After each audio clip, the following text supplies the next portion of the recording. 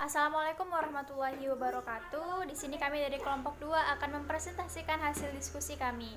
Saya Ika Hardianti bersama dua rekan saya Muhammad Syaifuddin dan Aulia Lutfi. Kami di sini akan membahas mengenai perencanaan dan strategi sistem komunikasi di Indonesia. Nah, yang pertama yang saya bahas mengenai perencanaan komunikasi Indonesia. Perlu kita ketahui bahwa perencanaan komunikasi adalah sebuah dokumen tertulis yang menggambarkan tentang apa yang harus dilakukan yang berhubungan dengan komunikasi dalam pencapaian tujuan, dengan beberapa yang dapat dilakukan sehingga tujuan tersebut dapat dicapai. Dan kepada siapa program komunikasi itu ditujukan, dengan peralatan dan dalam jangka waktu berapa lama hal itu bisa tercapai. Dan bagaimana cara mengukur atau mengevaluasi hasil-hasil yang diperoleh dari program tersebut. Nah, perencanaan komunikasi ini merupakan suatu ilmu pengetahuan dalam pencapaian target khalayak dengan menggunakan saluran-saluran komunikasi pemasaran, misalnya seperti periklanan, kehumasan, dan lain sebagainya. Perlu kita ketahui bahwa setiap perencanaan itu harus memiliki unsur. Nah, diantaranya unsur ini adanya tujuan yang harus dicapai, adanya strategi untuk mencapai tujuan tersebut, sumber daya yang dapat mendukung dan implementasi setiap keputusannya. Baik, selanjutnya saya akan membahas mengenai tahapan perencanaan komunikasi. Dalam pemahaman John Middleton, perencanaan komunikasi atas 6 tahapan. Yang pertama, analisis audiens dan kebutuhan. Nah, di sini kita harus bisa menentukan apa yang diinginkan oleh audiens, menentukan kebutuhan informasi audiens, dan selanjutnya berusaha memenuhi kebutuhan tersebut agar tahapan perencanaan komunikasi dapat sesuai dengan keinginan kita. Yang kedua, penetapan sasaran komunikasi. Nah, kita harus bisa menetapkan sasaran komunikasi kita kepada target yang kita tuju, yaitu khalayak banyak. Yang ketiga yaitu strategi saluran, pesan, dan penerima. Di sini kita harus mampu menyampaikan pesan yang dengan mudah dipahami oleh komunikan dan bisa menerima apa yang telah kita sampaikan kepada mereka sehingga bisa mengubah sikap dan perilaku seseorang. Selanjutnya, penetapan manajemen objektif. Di sini dapat kita katakan bahwa dalam perencanaan komunikasi, setiap komunikasi itu harus dirancang dengan keadaan yang sebenar-benarnya atau bukan sekedar dibuat-buat untuk menarik perhatian khalayak. Nah, yang kelima yaitu implementasi perencanaan yang mencakup dana, sumber daya manusia, dan waktu. Di sini kita harus mampu menerapkan yang mencakup dana tersebut, sumber daya itu tadi, dan waktu untuk bisa kita atur sebagaimana 3 elemen ini berkaitan dengan perencanaan komunikasi itu sendiri. Nah, yang terakhir yaitu evaluasi yang mencakup evaluasi formatif dan evaluasi sumatif.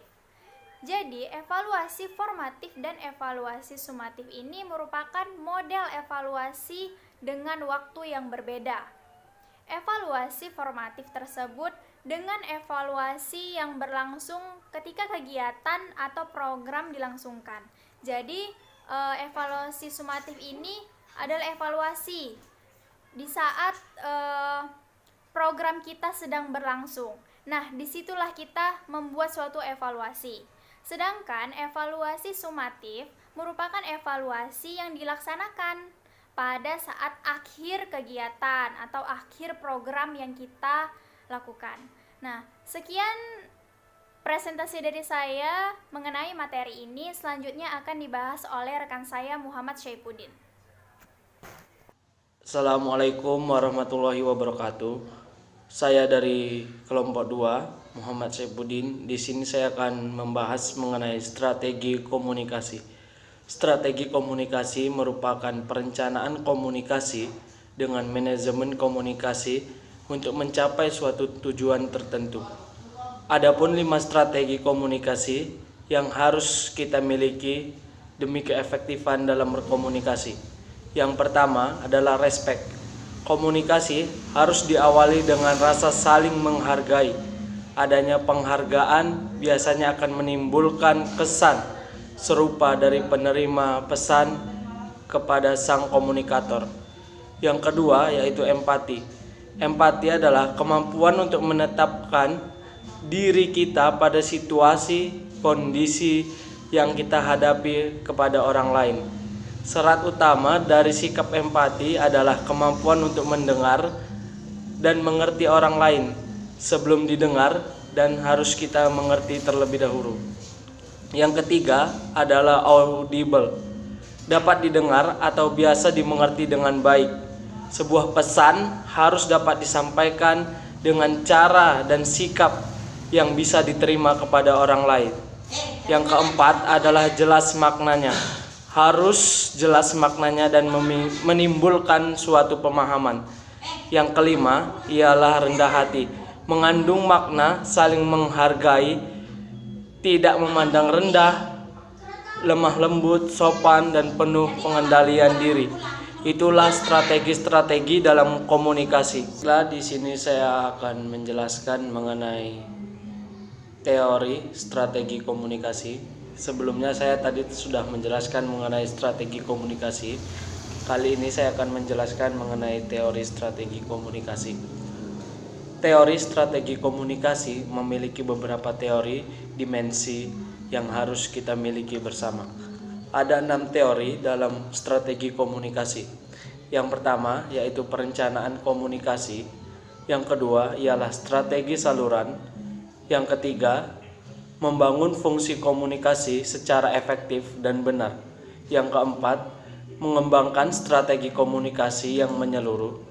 Yang kelima, menerapkan strategi komunikasi. Dan yang keenam, yaitu audit komunikasi terhadap praktik terbaik. Demikianlah penjelasan saya mengenai strategi komunikasi dan teori strategi komunikasi. Terima kasih. Assalamualaikum warahmatullahi wabarakatuh. Nama saya Auda Lutfi Wirayudairawan dari kelompok 2. Ingin menjelaskan tentang macam-macam komunikasi dalam strategi komunikasi. Menurut paradigma Leswil, menunjukkan bahwasanya komunikasi meliputi 5 unsur, yakni ada unsur sumber, unsur pesan, saluran komunikasi, unsur penerima, dan unsur pengaruh. Berdasarkan paradigmanya, komunikasi adalah proses penyampaian pesan oleh komunikator kepada komunikan melalui media yang menimbulkan efek tertentu. Dalam kehidupan bermasyarakat, orang yang tidak pernah berkomunikasi dengan orang lain niscaya dia akan terisolasi dari masyarakat. Pengaruhnya ialah menimbulkan depresi mental yang pada akhirnya membawa orang kehilangan keseimbangan jiwa. Oleh sebab itu, menurut Dr. Ivan Klenjan dari Swiss Center Hawaii, menyatakan komunikasi sudah merupakan bagian yang kekal dari kehidupan manusia. Seperti halnya bernafas, sepanjang manusia hidup ia perlu berkomunikasi. Ada beberapa kategori tingkatan komunikasi yang paling lazim digunakan. Yang pertama adalah komunikasi antar pribadi, komunikasi kelompok, komunikasi organisasi, dan komunikasi massa. Beberapa pakar lainnya menambahkan komunikasi intrapribadi, komunikasi diadik atau komunikasi 2 orang, dan komunikasi publik. Komunikasi yang berlangsung dalam kegiatan human relation adalah komunikasi antar personal. Karena komunikasi ini sifatnya dialogis, maka prosesnya berlangsung secara timbal balik.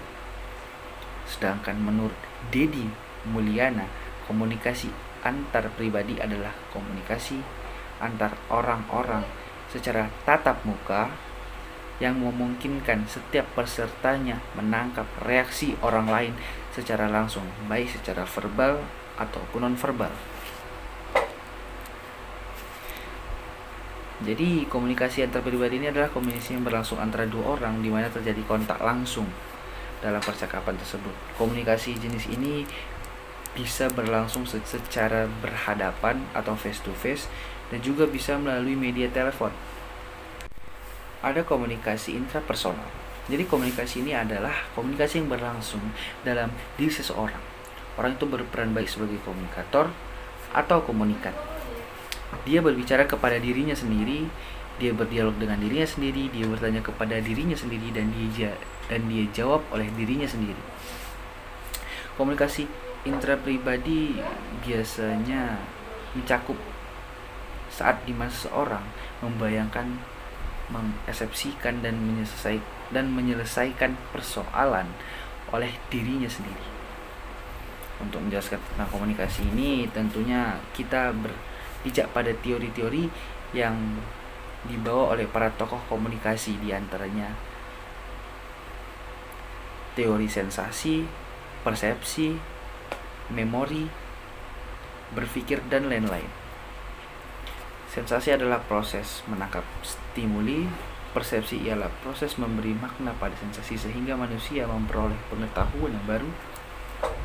Dengan kata lain, persepsi mengubah sensasi menjadi informasi. Memori adalah proses penyimpanan informasi dan memanggilnya kembali.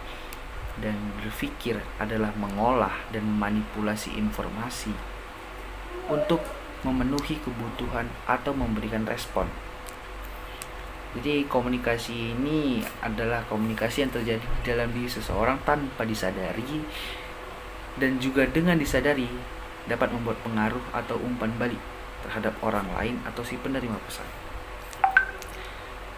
Ada juga komunikasi kelompok, ialah komunikasi antara seseorang dengan kelompok dalam situasi tatap muka. Kelompok ini biasanya bisa kecil dan juga bisa besar, sehingga bisa dikategorikan komunikasi kelompok kecil dan juga komunikasi kelompok besar. Jadi komunikasi kelompok ini adalah komunikasi yang dilakukan oleh seseorang dengan orang yang lebih dari satu yang bersifat tatap muka, seperti komunikasi yang terjadi dalam rapat, briefing, dan upacara bendera. Dan ada lagi, yakni komunikasi massa, adalah penyampaian pesan komunikasi melalui atau menggunakan media massa yang modern, yang meliputi surat kabar, siaran radio, dan televisi, yang dimana itu ditunjukkan di khalayak umum. Jadi komunikasi massa ini ialah penyebaran pesan dengan menggunakan media yang ditujukan pada sejumlah orang yang tidak tampak oleh si penyimpan pesan, seperti pembaca surat kabar, pendengar radio, penonton televisi, atau yang lain-lain. Terus ada komunikasi publik, ya ini komunikasi antar seseorang pembicara dengan sejumlah besar orang atau halayak ramai yang tak bisa dikenali satu persatu. Jadi komunikasi ini demikian sering terjadi di acara pidato, ceramah, ataupun kuliah umum, seminar, webinar, dan lain-lain. Komunikasi organisasi terjadi dalam suatu organisasi yang bersifat formal dan juga informal, dan berlangsung dalam jaringan yang lebih besar daripada komunikasi kelompok. Karena itu komunikasi organisasi disebut bagian dari komunikasi kelompok dengan kelompok.